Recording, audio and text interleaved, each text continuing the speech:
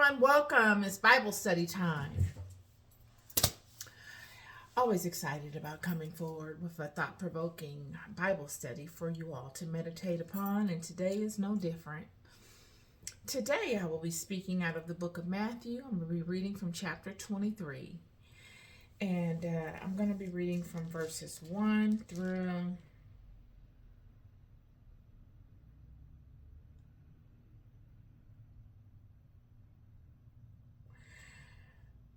I'm going to read from verse 1 through 8, okay? We're going to keep it simple. And let's invoke the Spirit of God to assist me in the discernment of God's Word today.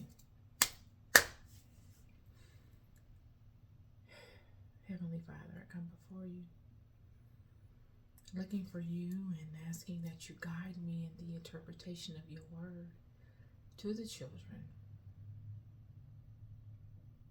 You're all I got. And I got everything on you. I trust that you will lead me to the clarity of all that you wish to convey through me today. I love you so deeply, and I thank you. Amen. All right. So let's get going.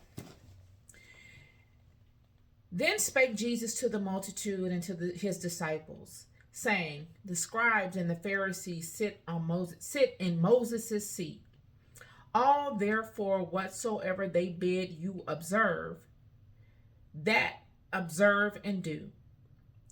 But do not yea after their works, for they say and do not. For they bind heavy burdens and grievous to be borne, and lay them on men's shoulders, but they themselves will not move them with one of their fingers. But all their works they do for to be seen of man. They make broad their phylacteries and enlarge the borders of their garments, and love the uppermost rooms at feasts and the chief seats in their synagogues,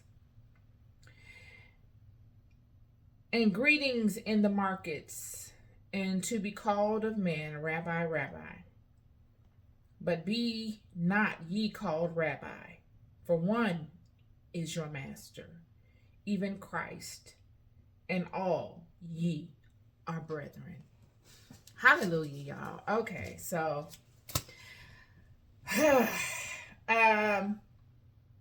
it's always an effort. You know, when I come forward with these Bible studies, it is an effort. A lot of times they come forward like water. They flow like water, and then other times, like today, they don't come forward as such. And I really have to lean on the Spirit of God to assist me, because there's trial and error. And multiple times I've done this Bible study tonight. And, I'm not a quitter. I honor my word, and I respect you too much.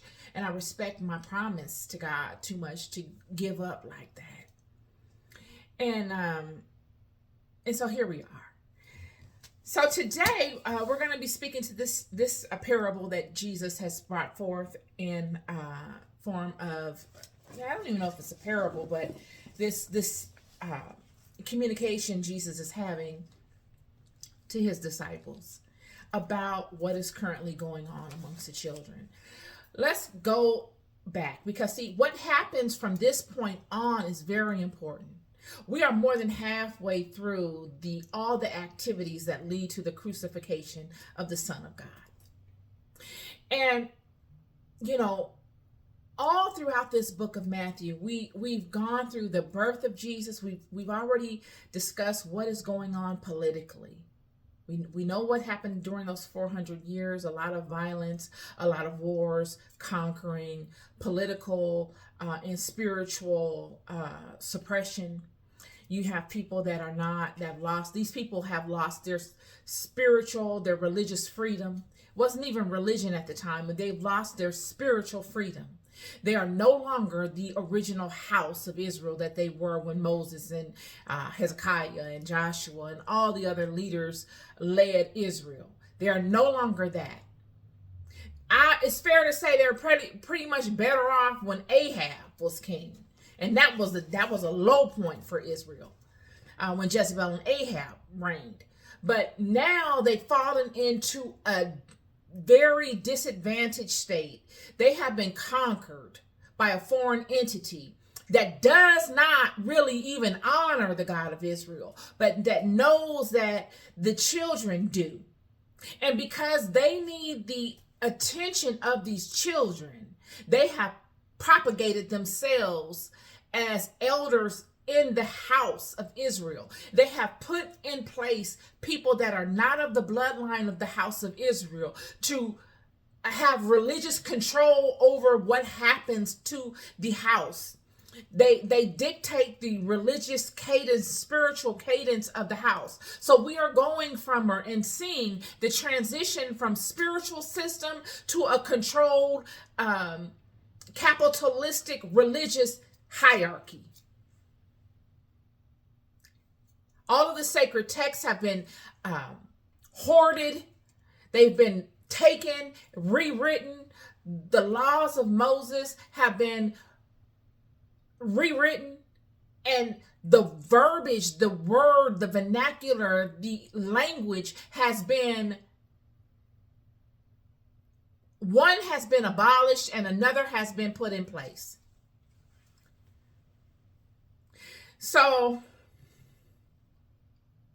Israel is in the worst state it's ever been, ever. And Jesus comes.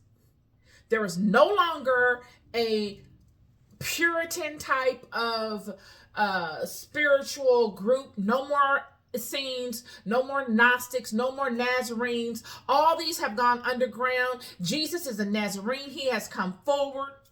He is of the group that is most flexible of all of the three. The Nazarenes were most flexible. The Gnostics, the Essenes, very strict spiritual systems. Took you 30, 40 years to even get inducted. Whereas the Nazarenes were a little bit more flexible. Jesus comes forth as a Nazarene. System now, they have, if you come forward as any of these three, Nazarene, Gnostic, Essene, you're public enemy number one. Rome, you on Rome's hit list. All of these people are underground people.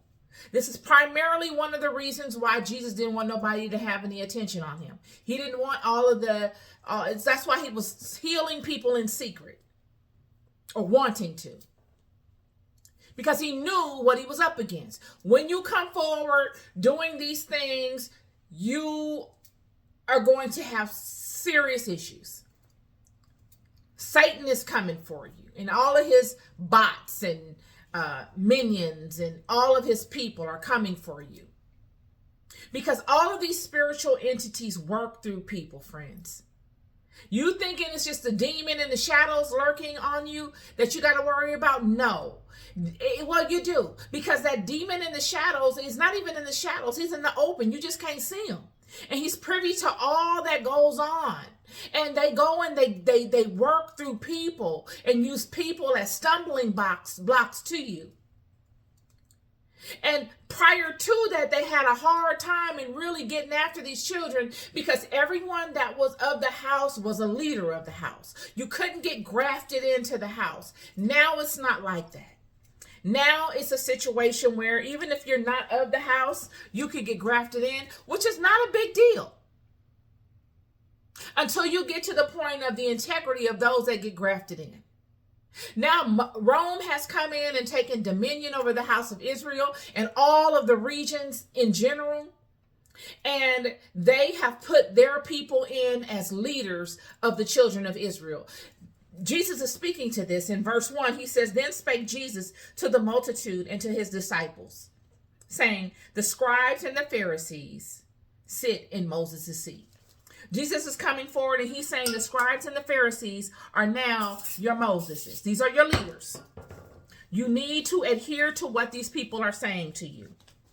Jesus did not come forth and say revolt and be stiff-necked and fight against these people. He did not say that. Jesus said, you need to understand the hierarchy of things now. And the hierarchy of things is that the scribes and the Pharisees are your Moseses now. The next verse. All therefore whatsoever they bid you observe, that observe and do. He's saying all that the scribes and Pharisees tell you to do and observe, all of their holy days that they put upon you, all the laws that they give you, regardless to their legitimacy. I'm just telling you what Jesus is saying. Whether they're the sub laws that they are fine tuning to further confine you to their political beliefs and using the law of Moses to do it, you need to observe that. But he says, but do not ye after their works, for they say and do not.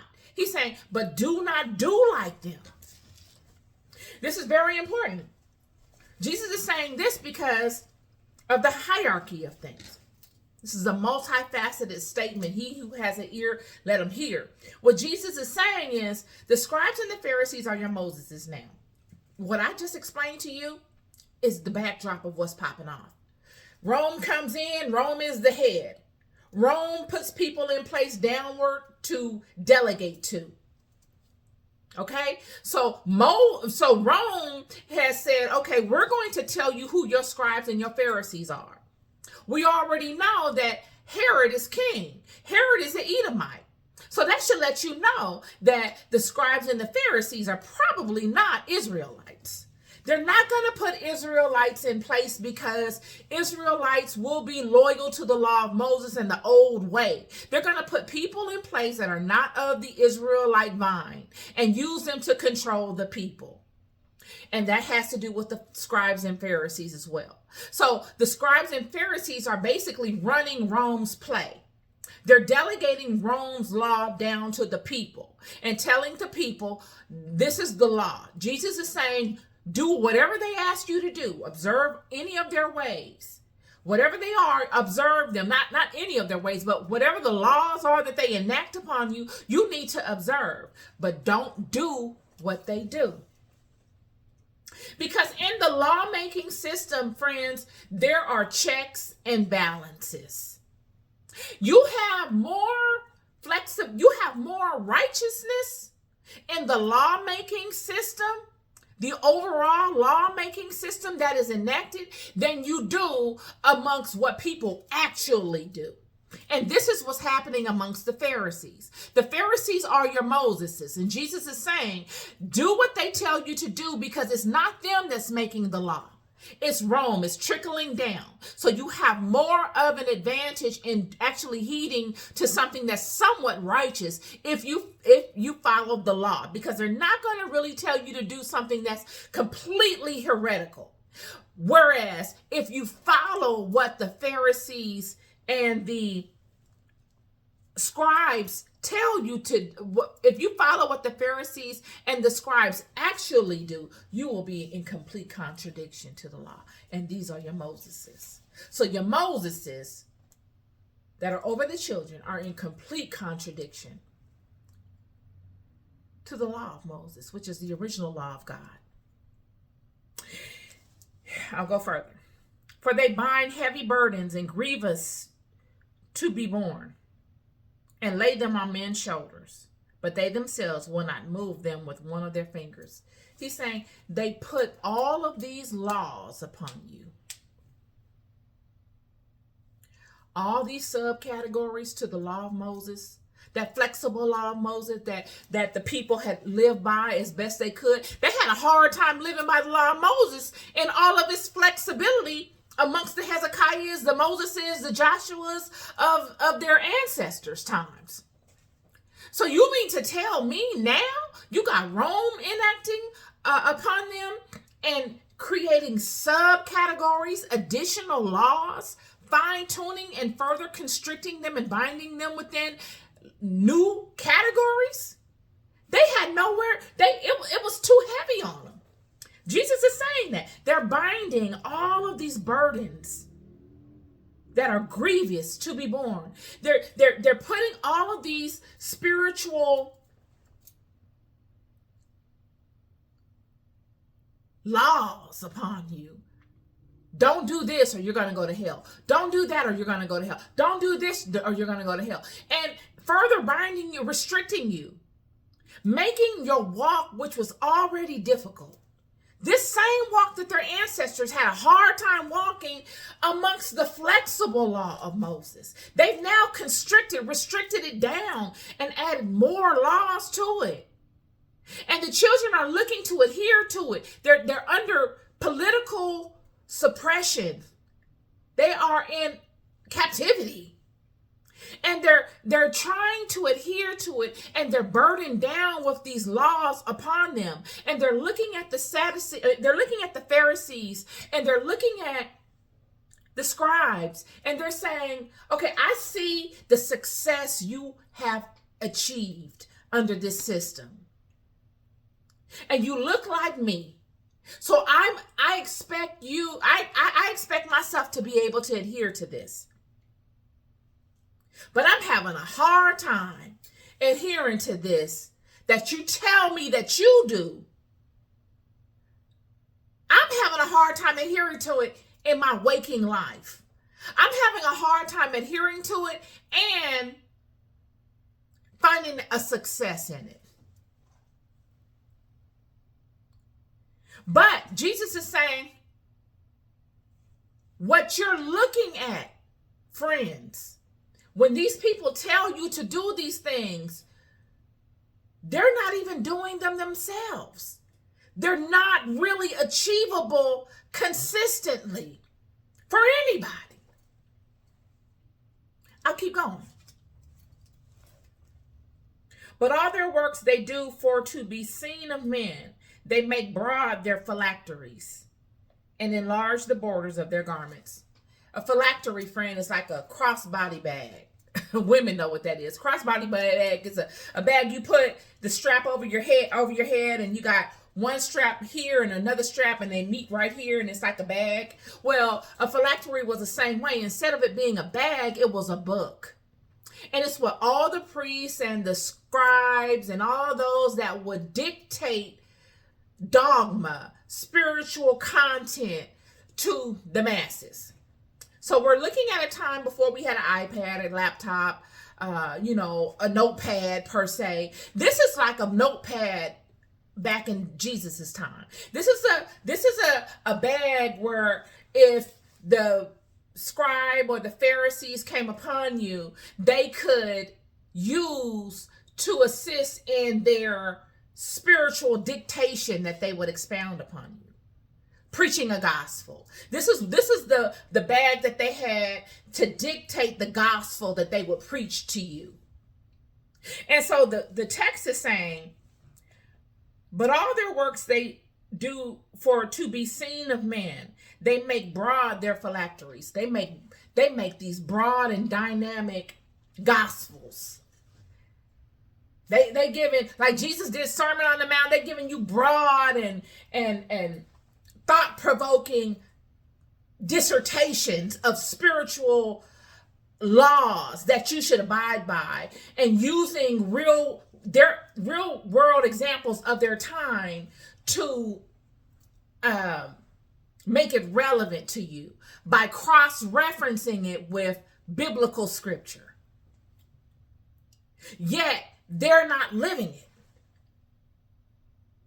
And the people are watching them, and they're seeing their success, and they're listening to what they're telling them, and they're going out into the world, and they're looking to adhere to this cadence, and they come and they listen to these people whenever they come into town so that they can get more information, so that they can try to adhere to this level of spiritual discipline that the one that's preaching it is not even adhering to. And what happens is, and the reason why I think Jesus is saying that is because it breaks the spirit of one that really is coming forward to do the righteous thing and that really believes what they're saying is possible and true. If you come forward And you are a person in the community, a regular everyday person working a regular 9 to 5 job in a regular cubicle. You come home to your regular house or your regular apartment, driving your regular car.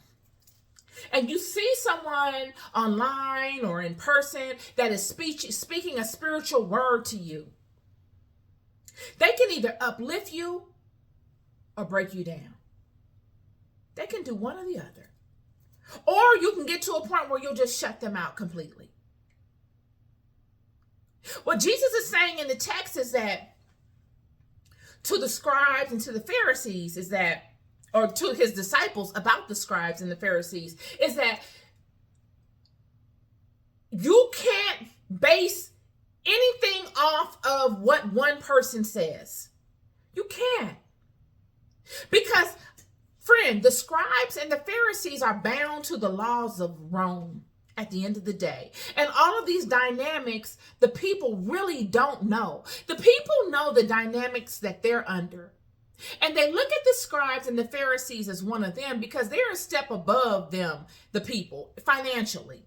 Okay, so they're, like I said, the big wigs. We just did the Bible study last week about Jesus coming amongst these same people, the elders and the chief priests, and them asking Jesus all these questions, and Jesus saying, I'll answer them if you answer what I need you to answer.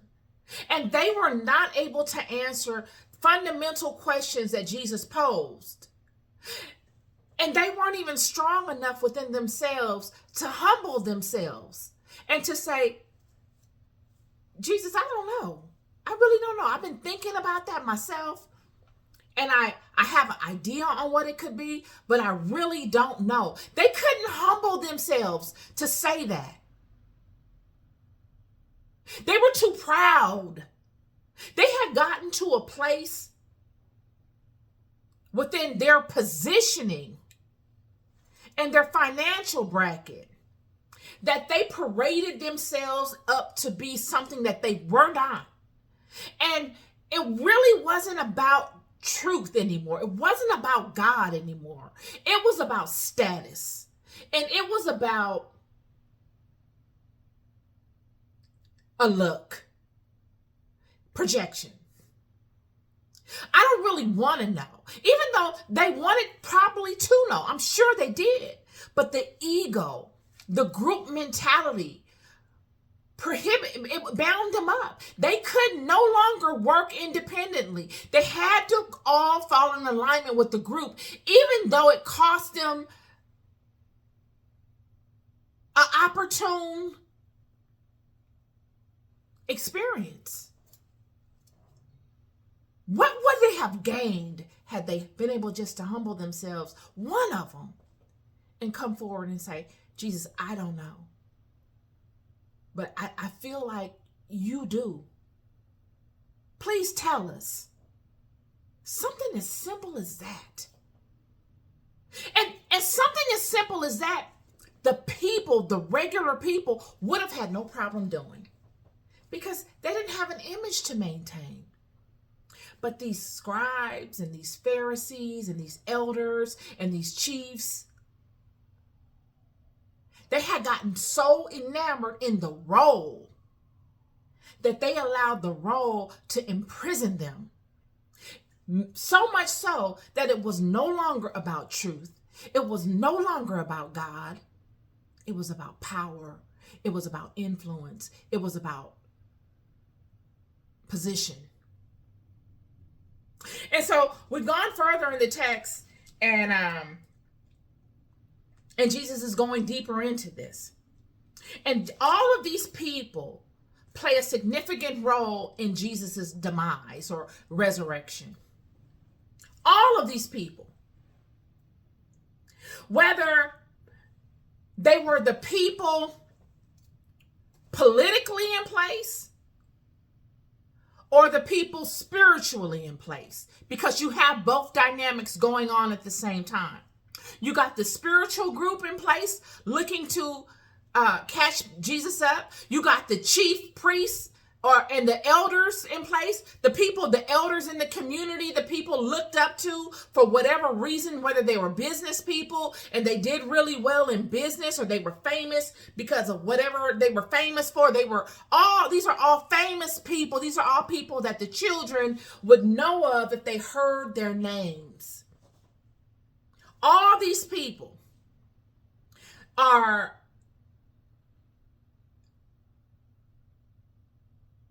just completely out of alignment with the will of God as it relates to Jesus. So,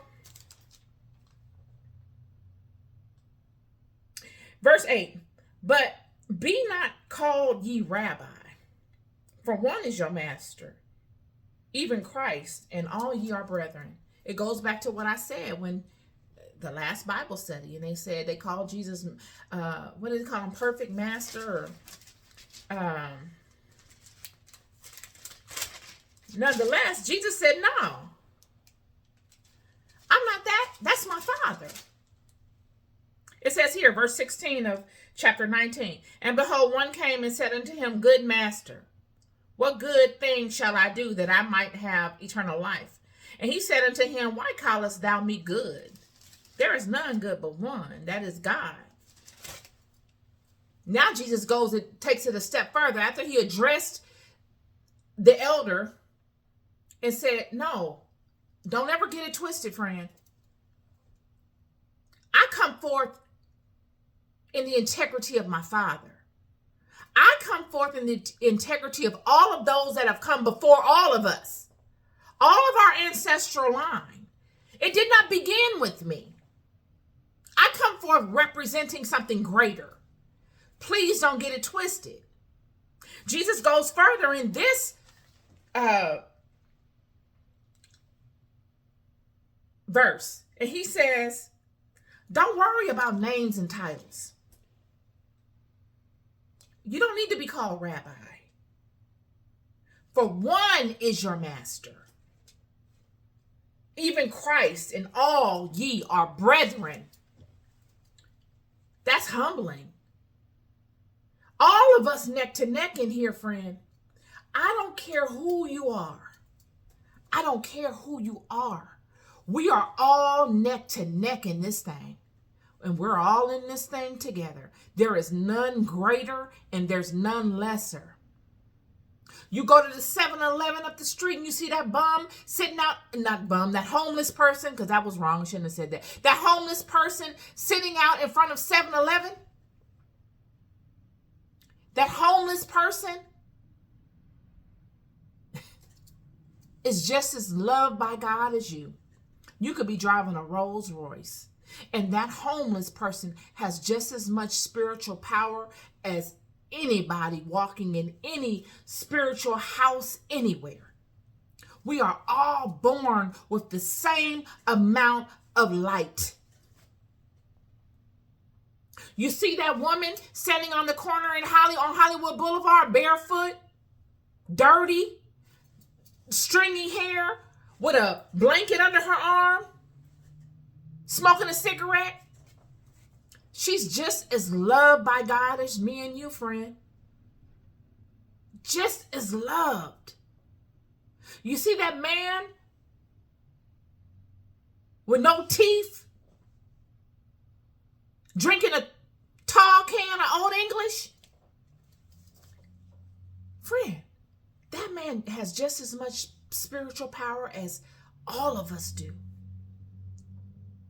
We are all born into this as winners. There ain't no losers here. This planet, this place, I don't care where you go. I don't care what aisle you come out of. I don't care what island, that's what I mean by aisle. I don't care what continent. I don't care where you from on this planet. You're a winner. Just to have manifested into this life, you're a born winner. I see people with the little motorcycle jackets on say born loser. I be wanting to say, no, you don't ever speak that over yourself. Do you know you are a 10-time lottery winner, Mega Million Powerball? The likelihood of you being born here against all odds is an understatement. And this is what Jesus is speaking to the people.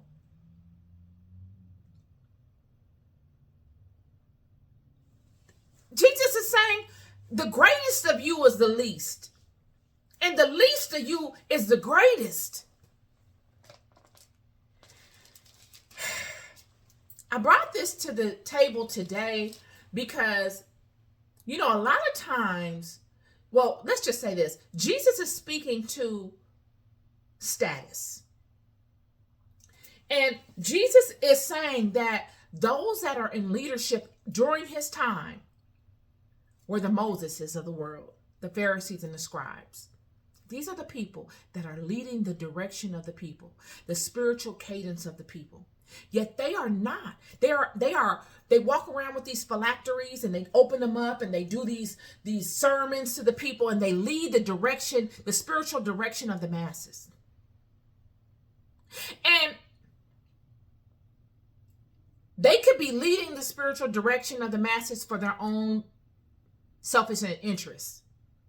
Whether there's someone listening that they want to impress an idea upon, so they'll create dialogue to justify whatever it is that they're trying to, project to that person. Thinking, which is a real selfish thing, because whatever you're using your blessing to do, to project to that person, is going to not only be reached by that person, but it's going to be reached by many other people that share that same commonality with that person. See, the Pharisees and the Scribes had enacted all of these, not the Pharisees and the Scribes, but that Rome in general. Rome gave those the red light to enact certain policies to further control the masses. Outside of the law of Moses, they used the law of Moses as the foundation of which they would do such things, and they would create sub-laws based upon the laws of Moses to further control the people. And in doing so, the people, Rome would have the Pharisees and the scribes and the elders and the chief priests go and preach the gospel of these things to the people. And the people which wanted to do the righteous thing, because one thing about the children of Israel is that they are a spiritual community. This is why Rome came using spirituality. It's because they know that that's really what these people are. These are deeply spiritual people. So they created all these sub-laws and subcategories, used the Pharisees and scribes, elders, and the chief priests to run that play. And now the children are like, well, I want to do the right thing. Especially now we under political oppression. We're enslaved, basically. And I'm having a hard time adhering to this. And then I come forward and I hear from these same people that seem like they have it all together, doctrine that makes me feel further ostracized. All because it's not because it's true.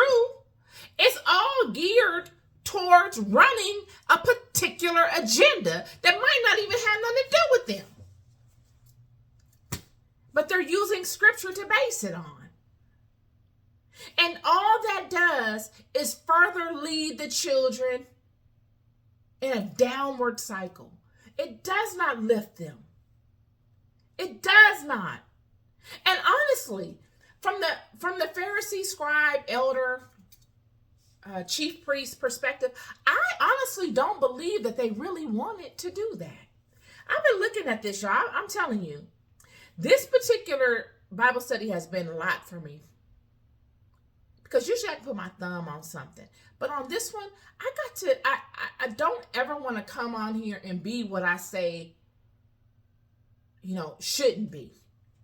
So I don't want to come on here projecting my own personal interest and making somebody else feel bad. You know what I'm saying? I want to convey what God has said, and I have to use my experiences or my life experiences in life to do it.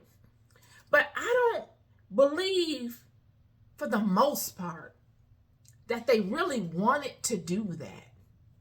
I believe that because of the political climate, things had gotten so capitalistic. It's fair to say that it's just like it was in Egypt when the priests were running the Pharaohic dynasty. See, in Egypt, things had gotten so out of hand before God led the children out of Egypt that the Pharaoh didn't have no power, y'all. The Pharaoh was just a front man, and the priest really ran things. The priest was holding the Pharaoh hostage. The priests were saying, okay, look, either you're going to do this, pay us this kind of money, allow us to do this, that, and the other, or we'll put some demons on you. Or if you do this for us and allow us to do this, that, and the other, we'll bless you.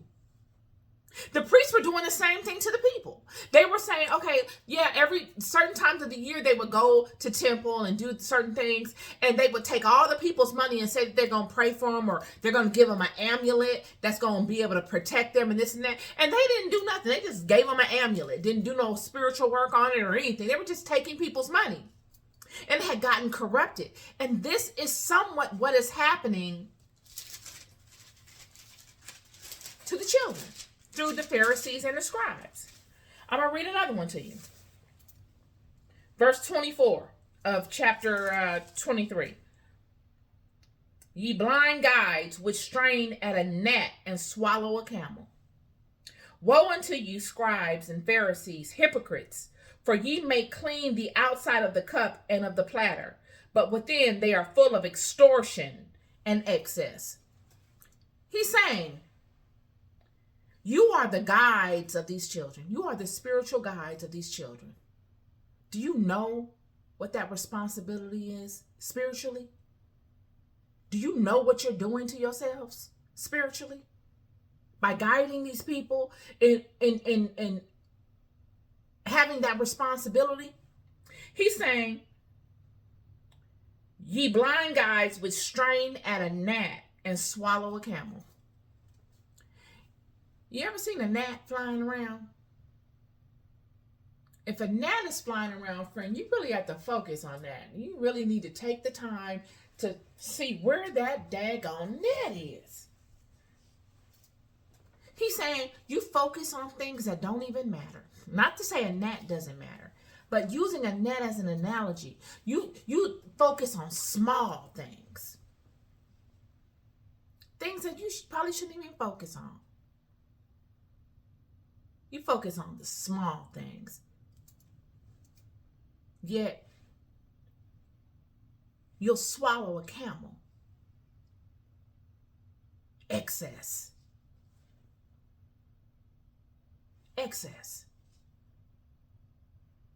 You focus on small things, petty things that don't really matter. Things that take a lot of your attention to pay attention to. And you're excessive, gluttonous. You take and take and take. He says, woe unto you, scribes and Pharisees, hypocrites, for ye make clean the outside of the cup and of the platter, but within they are full of extortion and excess. Oh, you make your appearance great. It goes back to what we said here in verse 5. But all their works they do for to be seen of men. They make broad their phylacteries and enlarge the borders of their garments. Their garments, they enlarge the borders. They make it pronounced. They want to be seen. Jesus goes on and says, you make your cup clean on the outside. Boy, you looking clean. And you judge other people based upon your projection. You judge other people that are struggling with the burdens of these laws and of these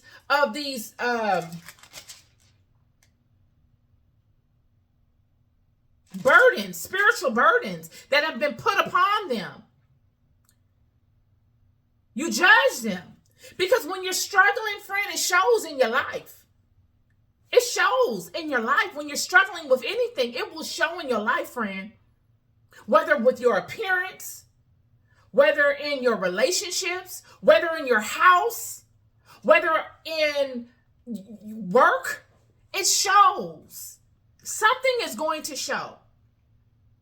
Yeah, you judge people because you've been able to clean the outside of your cup. Your outside cup looks clean, dynamite.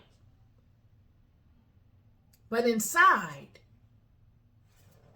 it says here,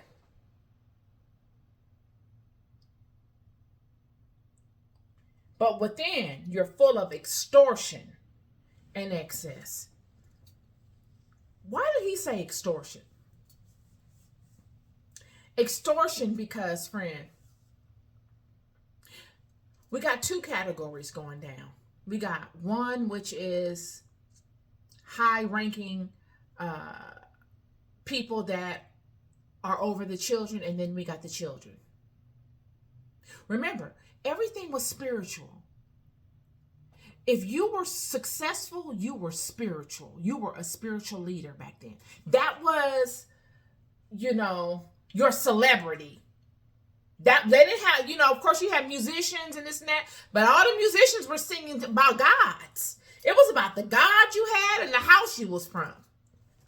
And none other greater house was other than the house of Israel, based upon what the God of Israel did for these children when leading them through Egypt and all the way through their travels. Nobody else had done this. Nobody else had went to worship one God. All of this was new. So the children are now looking at these people as like celebrity people. Like literally, these are people to be aspired to. It was an aspirational thing to be a scribe, a Pharisees, an elder, a chief priest. This is what you wanted to do. What better thing to do than to praise God and to make a good living doing it? There was no better job. And these people in order to ascribe to such things, it's a highly competitive environment. Everybody wanted it. And it was one of those things where if you had to be born into it and your dad was a chief priest and maybe he'll bring you on too, or somebody liked you and you worked your way up. It was somewhat like that. So along the way, you do things that you're probably not proud of because you're competing at a high level amongst people that want that same thing as well. Then you got the working people that really they're not competing. They're cool with working in the field or shepherding or whatever that may be, supporting the temple in whatever way. They're cool with that. There's really not a lot of competition in the regular people area. So it's fair to say that the regular people had less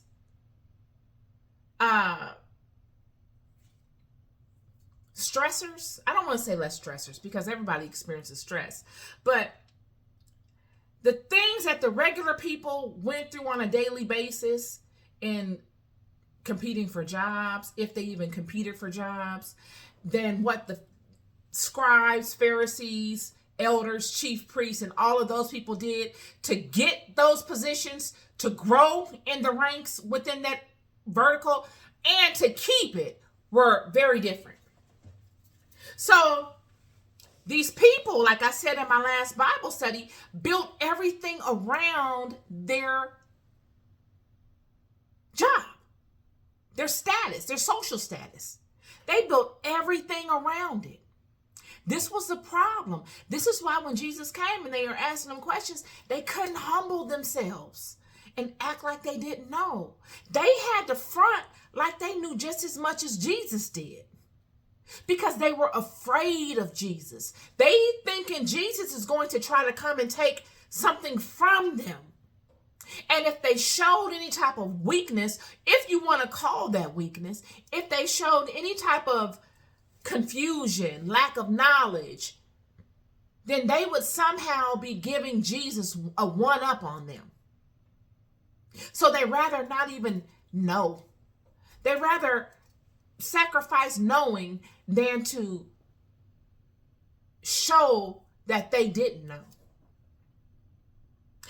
Getting back to what I'm saying, all of these things they do, they a lot of stuff they did along the way, they didn't want nobody to know. We all know that. Come on.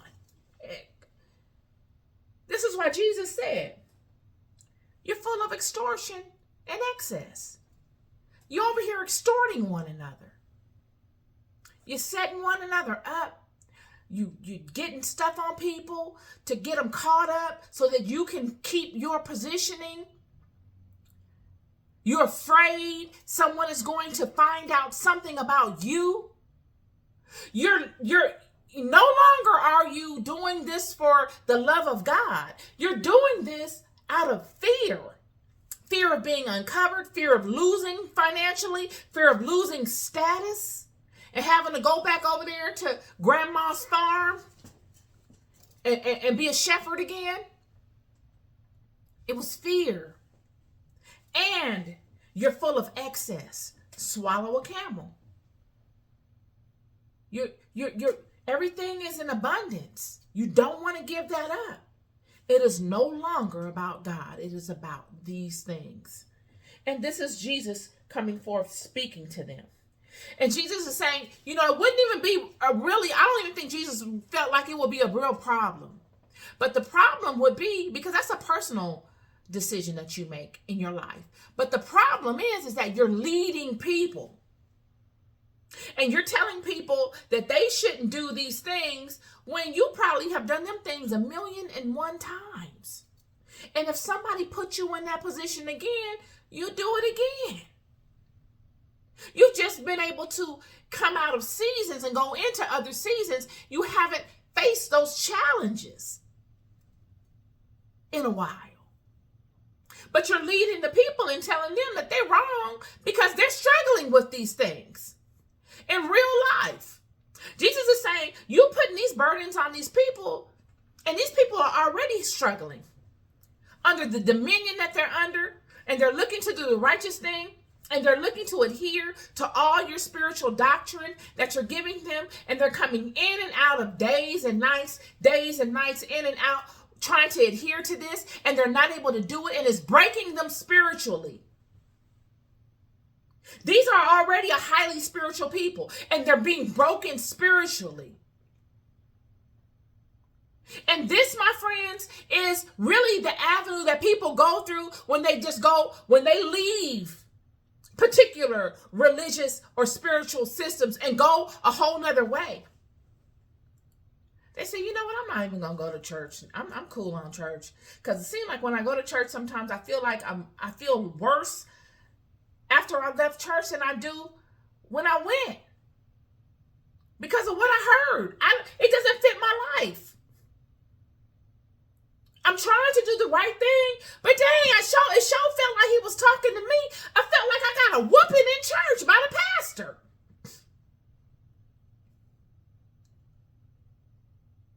So I'm never going to go back. I'm going to have church on my sofa.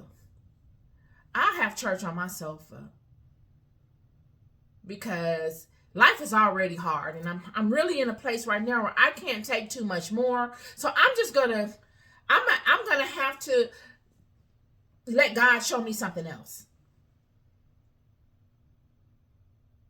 This is what is going on.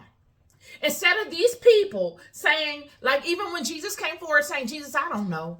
These are the chief priests and the elders. Instead of them finding humbleness in their own self, they felt like because they had risen to such a level, they became all-knowing all of a sudden.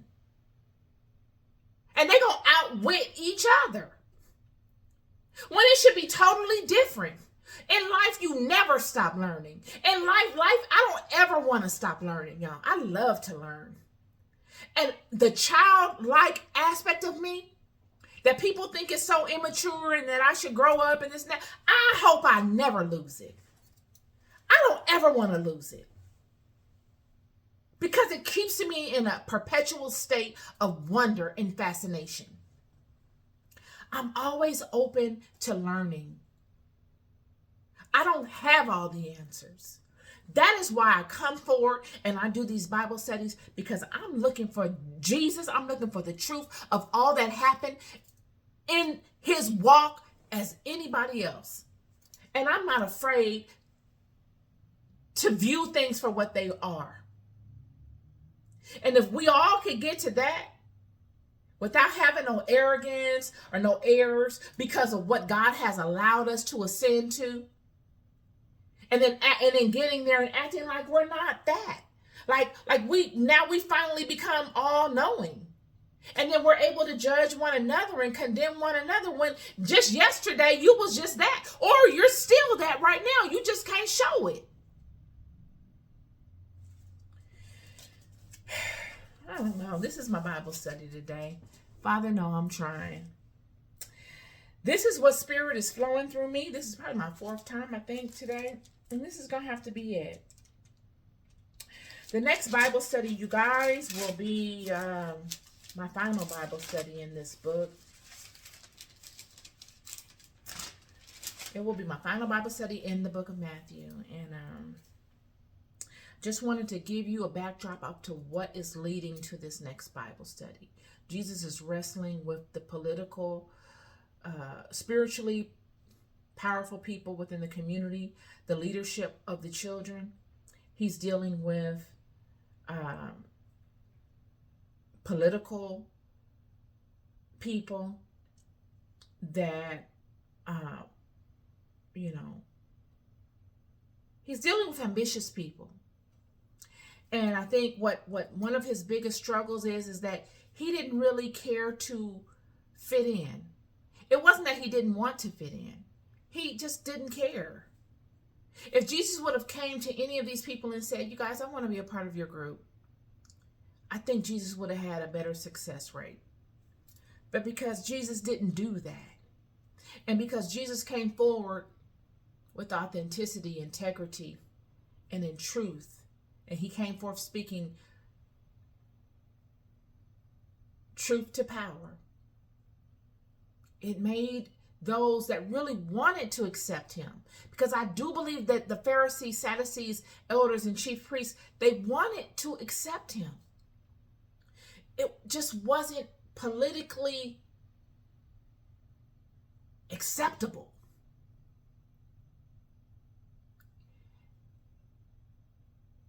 It wasn't. And so it made it tremendously difficult for those that were in those roles and him.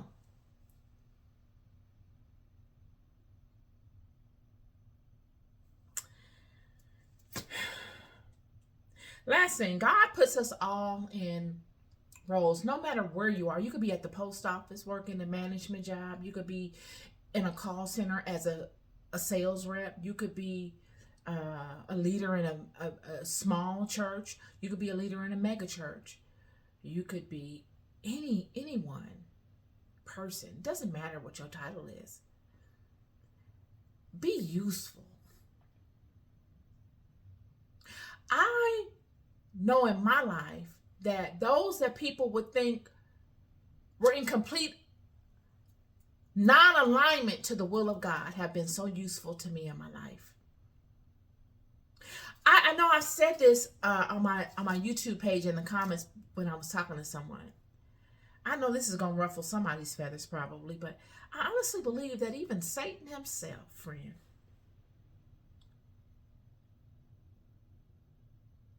can respect a good fight. I do. You know, not to say that Satan is an honest and integral person. I'm not saying anything of that. But I do believe that Integrity is a respectful attribute. Character is a respectful attribute. Standing for something and actually meaning it and finding it virtuous, finding it worthy of whatever may come for it is integral. And I do believe even the demons themselves sit in awe of it. At times, I do believe.